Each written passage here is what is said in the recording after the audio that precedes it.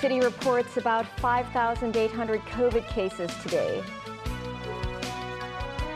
Government offices to resume services as of today. Flights from 9 countries, including the U.S. and UK, resume today.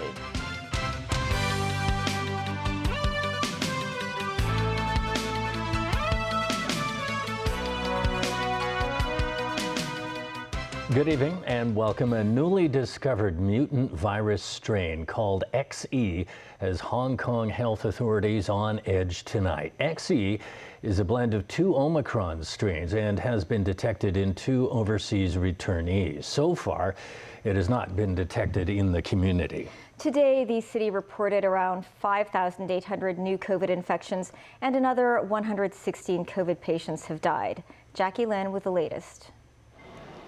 As the city relaxes quarantine arrangements on returnees starting just today, health authorities flagged 2 imported COVID cases back in early February. They carry a newly discovered COVID variant from overseas named XE, which mutates from 2 Omicron strains, BA1 and BA2. But just how contagious and severe XE could be remains uncertain. The transmissibility and the severity of this new recombinant variant is still being investigated. So we will closely monitor the latest situation. Authorities will run genome sequencing tests through COVID samples from the 2 imported cases. So far, no XE cases have been detected locally. This as Hong Kong's COVID daily tally remains below 6,000. Around 3,000 of the new infections are self-diagnosed via rapid tests. Meanwhile, most of the recently deceased COVID patients were seniors. The younger ones include a 38-year-old man with mental illness. Though triple jabbed with Sinovac doses, he tested positive 3 weeks ago. Distressed by his COVID diagnosis, the man engaged in self-harming behaviors with injuries on the hands and inside his chest. Since last Friday, his medical condition continued to deteriorate with various lung-related complications before he eventually succumbed to the virus on Thursday. In this 5th wave of outbreaks, more than 7,700 COVID patients have passed away. Jackie Lin, TVB News. The latest wave of outbreaks appears to be easing. Government services are gradually returning to normal. The service that resumed today include offices of the Immigration Department as well as smart identity card replacement centers. All services of the Inland Revenue Department will resume on Monday. The Transport Department's licensing offices will also reopen on the 21st of this month. The development has led to concerns of infectious disease expert Dr. Lee Keqing fearing the possibility of a small resurgence in infections, but he believes the epidemic should be relatively under control in the next 3 to 6 months. Flights from 9 countries, including the UK, Canada, and the Philippines, that had been banned from flying into Hong Kong have resumed. But only vaccinated Hong Kong residents and foreign domestic helpers are allowed in, and they must undergo at least 7 days of quarantine. Sharon Tang has this report. There are 4 incoming flights for Hong Kong today, 3 from Manila and 1 from London. The first flight from Manila landed in the city at around 8 o'clock this morning. 3 hours later, these passengers, mostly foreign domestic helpers, stepped out at the arrival hall after undergoing rapid antigen tests. I work in Hong Kong for like 30 years. My old employer rehired me again. We didn't wait so long in the airport. Others say it's good to be back despite the difficulties. I've been waiting for the entire 2022 so far. I had planned to come here December of last year, but has been delayed until now. It was frequent cancellations. The refund progress was hard with the hotel and the airport and the airline. So it was a lot of back and forth with everything. She said she spent thousands of dollars to book a quarantine hotel room. Starting today, those arriving in the city from the 9 countries must do a rapid antigen test each day during quarantine. On day 5, a nucleic acid test. If that result is negative and they test rapid test negative for the following 2 days, they can leave and undergo 7 days of medical observation at home. During that period, they are allowed to head out, but they must get tested at a community center on day 12. They can also choose not to go home early and complete the quarantine at the hotel for a total of 14 days. Meanwhile, the 7-day flight suspension mechanism for flights with 3 or more passengers infected remains in place. Sources say authorities have agreed to shorten the isolation period for local aircrew members who have worked overseas to just 1 week. Sharon Tang, TVB News. The vaccine pass arrangement is now in effect for all organizations and welfare services units subsidized by the government. This means all employees are required to be vaccinated with at least 1 COVID jab in order to continue performing their duties. However, a study by the Hong Kong Social Workers General Union showed 38% of respondents were not jabbed. Lee Keqing, the lawmaker representing the social welfare sector, said those who were not jabbed have been transferred to work for units not under government subsidies. Lawmaker Elizabeth Quat of the DAB party says it is irresponsible for welfare services workers to remain unvaccinated as they serve the needy who require protection. The mainland reported about 7,200 COVID cases today. In hard-hit Jilin province, more than 2,200 infections were reported, where makeshift hospitals are now providing about 30,000 beds. In Shanghai, more than 4,500 local COVID cases were reported as the second lockdown began this morning in Puxi district. Up to 16 million residents must take nucleic acid tests. People hoping to leave the city tomorrow must provide negative results from nucleic acid tests within 48 hours and rapid antigen tests within 24 hours. In the U.S., CIA Director William Burns has tested positive for COVID-19. Burns is fully vaccinated and boosted against the virus and will work from home. He'll isolate for 5 days and then be tested again. The 65-year-old Burns last saw President Biden Wednesday morning, but they were socially distanced and wearing N95 masks. The total number of COVID-19 cases in the U.S. has topped 80 million, with almost 980,000 deaths. The highly contagious Omicron variant is now the dominant strain in the U.S., accounting for about 55% of new infections last week. Still to come on tonight's news, government rejects criticism from UK and U.S. reports on Hong Kong. Joe Biden releases U.S. oil reserves amid Russia's ongoing invasion of Ukraine.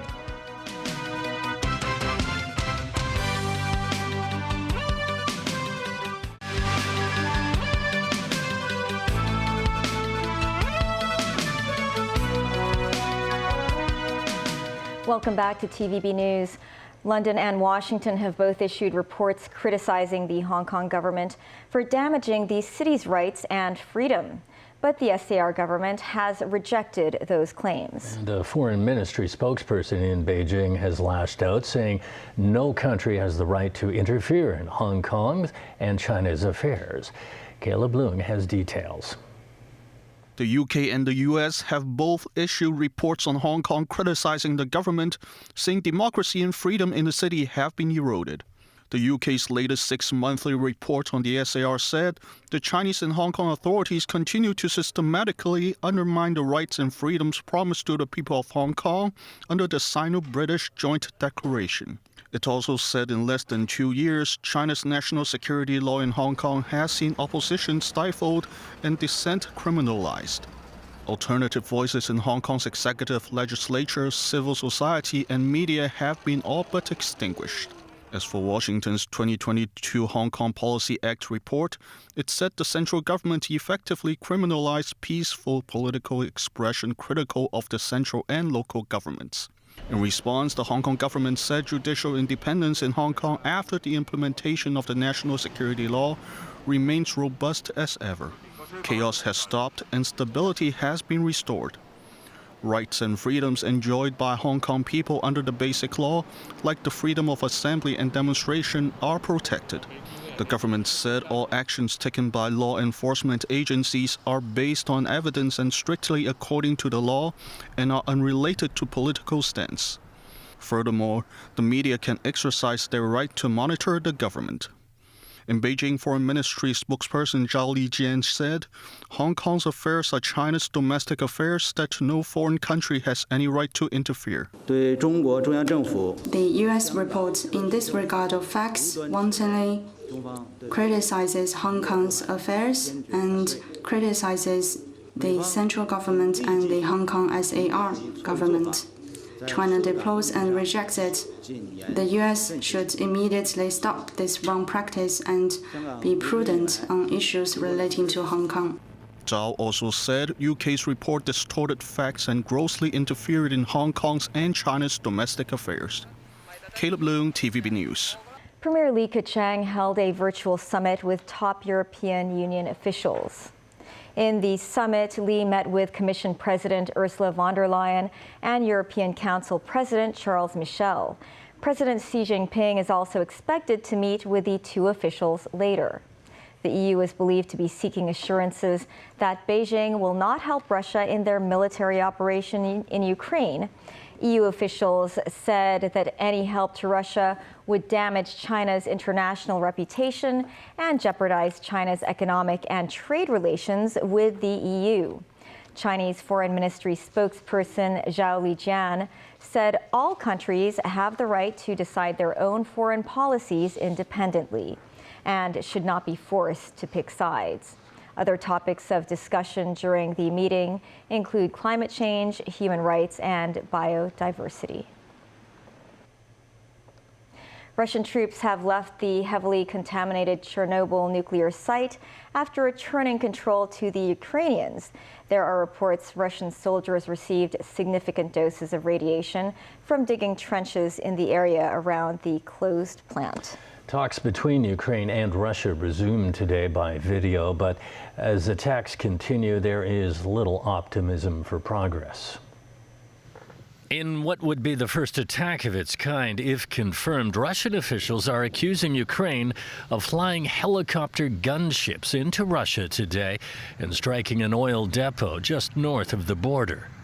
Video posted by a regional governor showed a facility on fire with 2 people reportedly injured. On the outskirts of Ukraine's capital, destroyed Russian tanks line a main supply road as Ukrainian forces claim progress pushing back Russians in counterattacks. At a military checkpoint outside Kyiv, Ukrainian soldiers say they remain cynical about Russian de-escalation.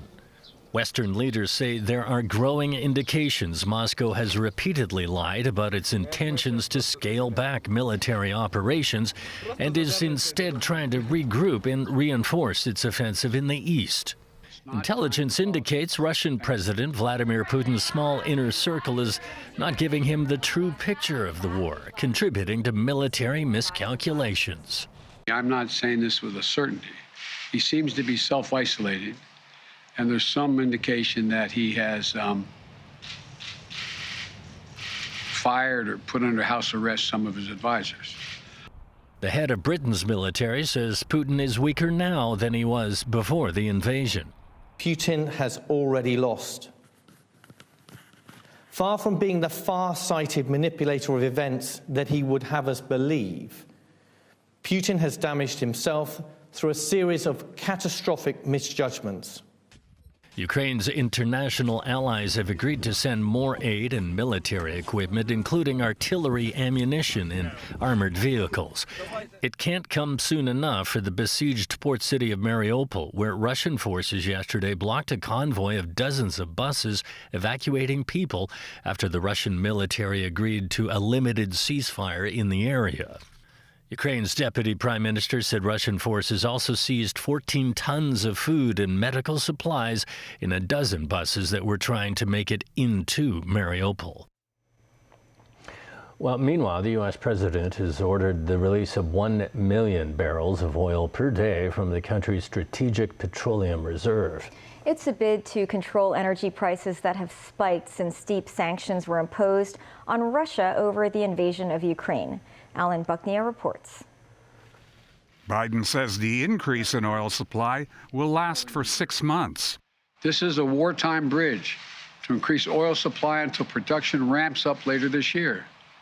And it is by far the largest release of our national reserve in our history. It will provide a historic amount of supply for a historic amount of time. Biden also wants Congress to impose financial penalties on oil and gas companies that lease public lands but are not producing oil. Our prices are rising because of Putin's action. There isn't enough supply. And the bottom line is, if we want lower gas prices, we need to have more oil supply right now. But there are mixed emotions on how effective Biden's actions might be.